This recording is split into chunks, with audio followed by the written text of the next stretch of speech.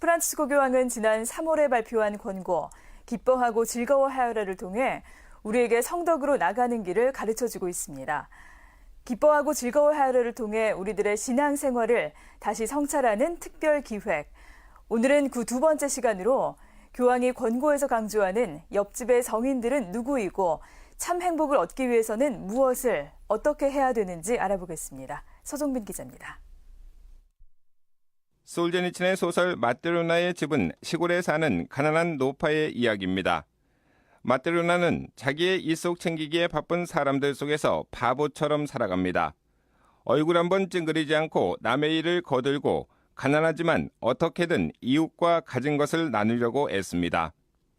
결국 한밤중에 열차에 치여 죽는데 그것도 집을 짓겠다고 자기 집 2층 목재를 뜯어가는 친척을 도와주다 변을 당한 것입니다. 솔제니친은 그녀의 진실함과 선행, 인내심을 통틀어 마트로나는 이 집에 사는 고양이보다 죄를 덜 지었을 것이다. 고양이는 쥐라도 죽였으니 말이다 라고 썼습니다. 결국 작가는 이런 말로 소설의 끝을 맺습니다. 그런 진실한 사람이 없으면 어떤 도시도 바로 설 수 없다. 비단 도시뿐이겠는가. 온 세상이 바로 설 수 없으리라. 마트로나 할머니야말로 기뻐하고 즐거워하여라에 나오는 옆집에 사는 성인입니다.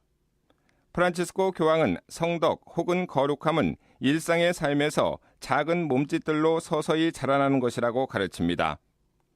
교황은 평범한 하느님 백성 안에서 성덕을 발견한다고 줄곧 말해왔습니다. 2013년 즉위 직후 인터뷰에서 숱한 어려움 속에서도 하느님께 희망을 두고 한 걸음 한 걸음 내디뎠던 자신의 할머니 노사의 삶을 돌아봤습니다. 그녀는 매우 고통받았던 한 명의 성녀였다. 항상 용기를 갖고 윤리적으로 앞으로 나아갔다고 회상한 바 있습니다. 교황은 성경 말씀을 인용해 모든 이가 거룩한 사람이 되는 것은 하나의 사명이자 아버지의 계획이라고 강조합니다. 그러면서 모든 선택의 순간에 예수님께서 나에게 기대하는 것이 무엇인지 성령께 여쭤보고 한 걸음 한 걸음 내디디라고 재촉합니다. 교황은 성덕에 이르는 바른 길을 예수 그리스도의 참 행복 선언에서 찾았습니다. 그리스도가 하신 말씀을 각자 저마다의 방식으로 실천하는 것이 훌륭한 그리스도인이 되는 정도라는 것입니다. 참 행복 선언에 대한 관상이 권고의 핵심입니다. 교황은 재물을 잃으면 삶의 의미가 무너진다고 생각하는 부자들의 마음에는 하느님의 말씀과 형제 자매에 대한 사랑을 담을 자리가 없다고 말합니다. 교황은 거룩해지고 싶으면 가난한 마음부터 지니라고 당부합니다.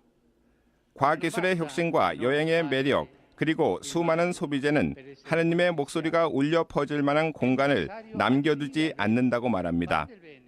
아기 예수의 데레사는 완전한 사랑은 남의 허물을 참아주고 남의 과오에 분노하지 않는다고 말했습니다. 하지만 온유한 사람은 거의 매번 손해를 보는 게 현실입니다. 교황은 이런 모순적인 현실에 대해서 그럼에도 불구하고 온유한 편이 낫다며 성경 이사야서의 한 구절을 상기시킵니다. CBBC 서종빈입니다.